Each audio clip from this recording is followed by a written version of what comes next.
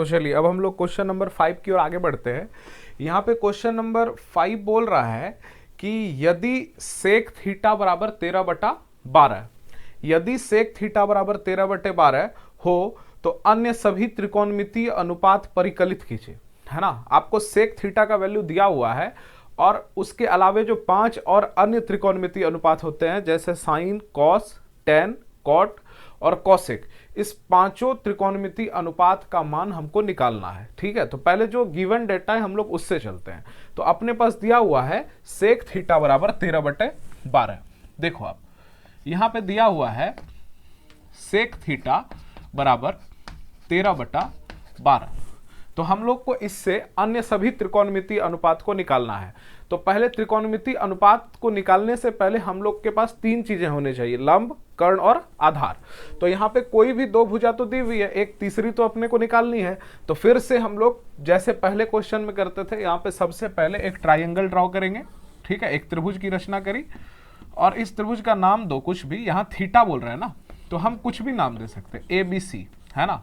अब let suppose हम लोगों ने थीटा नाम दे दिया इसको। ठीक है, ये हो गया अपना थीटा। तो अब हम यहां पे देखेंगे कि सेक थीटा का फॉर्मूला क्या होता है। तो सेक थीटा का फॉर्मूला होता है कर्ण बटे आधार, कर्ण और बटे आधार। ठीक है, अब यहां पे ये हम लोगों को देखना है कि हम लोग किस कोण की बात कर रहे हैं, थीटा, जिसको हम लोगों ने यहां पे थीटा नाम दिया है। तो इस थीटा के सामने वाली जो भुजा है ये हो जाएगी लंब, है ना। एक सेकंड के लिए हम लोग इसको अगर नोट कर लें, ये हो गई लंब। तो ये BC जो है ये क्या हो गया, आधार। और ये जो तिरछी भुजा ये हमारी क्या हो गई, कर्ण, है ना। तो आप यहां पे देखो कि सेक थीटा बराबर 13/12 और फॉर्मूला होता है कर्ण बटे आधार। तो हम लोगों ने इस थीटा के आधार पे तो लंब और आधार को बांट दिया है।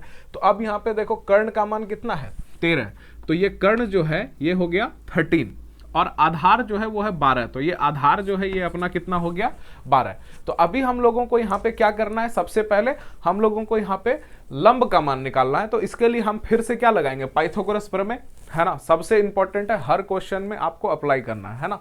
अब देखो पाइथागोरस प्रमेय कहता है कर्ण का वर्ग यानी AC का स्क्वायर, है ना, कर्ण का वर्ग उसके शेष दो भुजा के वर्ग के बराबर होता है, यानी लंब के वर्ग यानी AB स्क्वायर और प्लस BC स्क्वायर। ठीक है, कर्ण स्क्वायर, कर्ण का वर्ग लंब का वर्ग और उसके आधार के वर्ग के योग के बराबर होता है।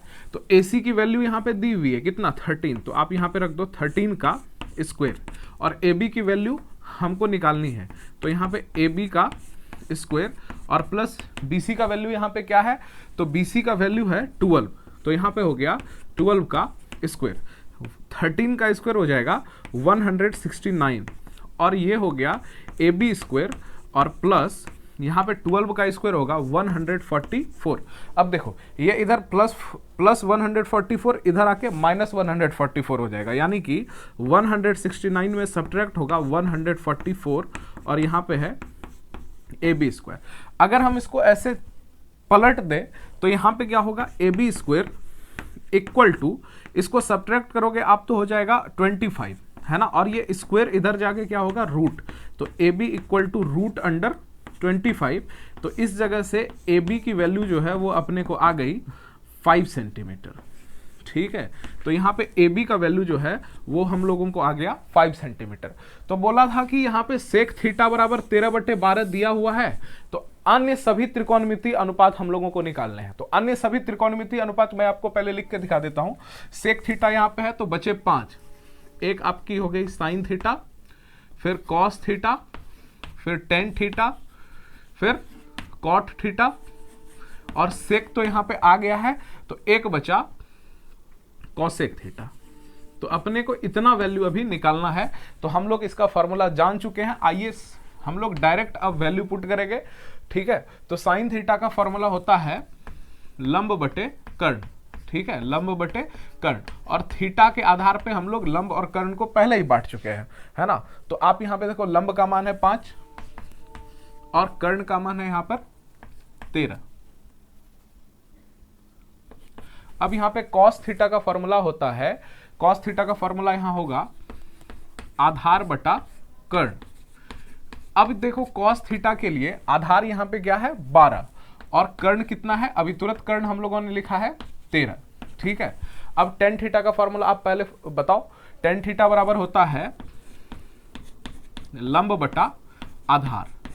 ठीक है, और आप देखो अब इधर देखने की जरूरत नहीं है, यहां पे लंब का मान है 5 और आधार का मान है 12। अब हम लोग यहां पर कॉट थीटा का मान निकालेंगे। तो कॉट थीटा का फॉर्मूला क्या होता है, कॉट थीटा का फॉर्मूला होता है आधार बटे लंब। तो आप यहां पे देखो आधार का मान है 12 और लंब का मान है 5, तो हो जाएगा 12 बटा 5। अब हम लोग नेक्स्ट और सबसे लास्ट यहां पे निकालेंगे कॉसेक थीटा।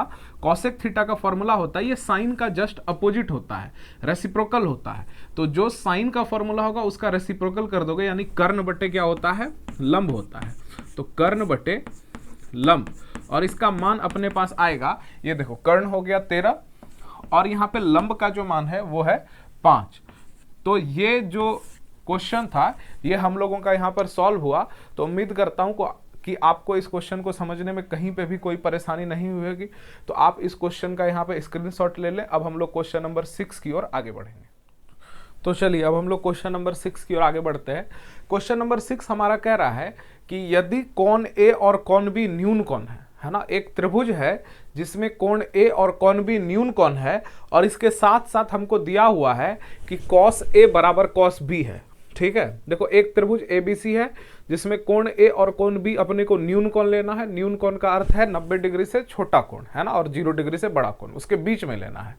तथा कॉस ए बराबर कॉस बी दिया हुआ है, तो हमको यह सिद्ध करना है कि कोण ए बराबर कोण बी है ना। तो आइए हम लोग क्वेश्चन को देखते हैं। क्वेश्चन में क्या बोल रहा है, देखो पहले एक ट्राइंगल बनाते हैं, एक त्रिभुज बनाते हैं। इस त्रिभुज में क्या बोला कि न्यून कोण है ए और बी। ठीक है, तो एक तो न्यून कोण हो गया ए और एक न्यून कोण हो गया बी, है ना। तो ये दोनों न्यून कोण हो गया, तो सी जो है वो समकोण होगा, है ना। इसके साथ साथ हमको दिया हुआ है, इसमें दिया है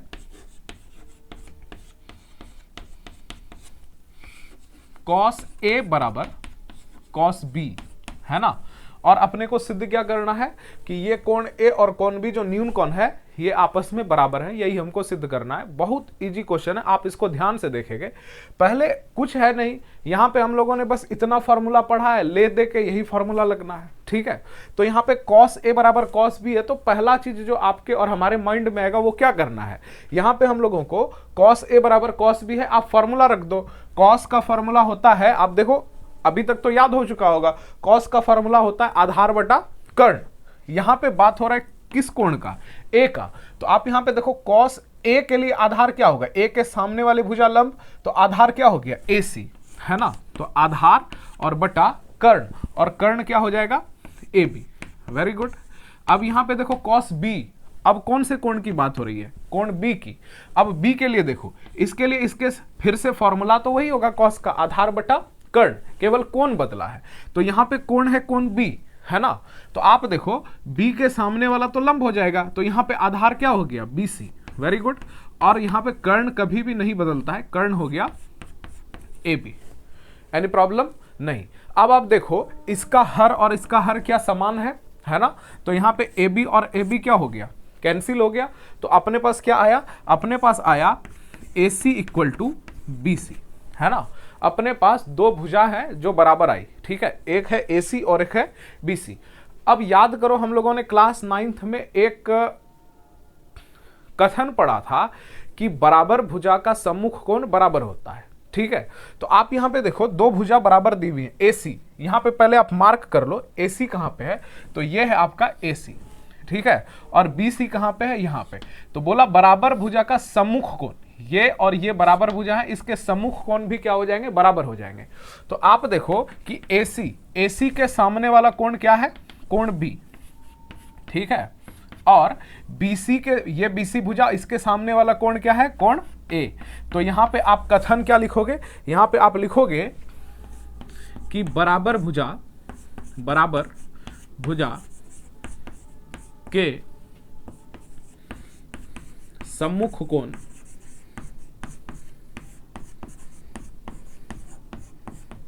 बराबर होते हैं।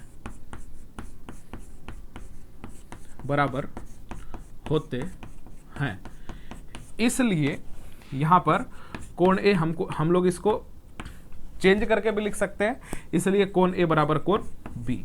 ठीक है, अब तक का सबसे इजी क्वेश्चन था, तो आप इसका स्क्रीनशॉट ले लें या आप इसको कैरी कर ले। इसके बाद हम लोग क्वेश्चन नंबर 7 की ओर आगे बढ़ेंगे।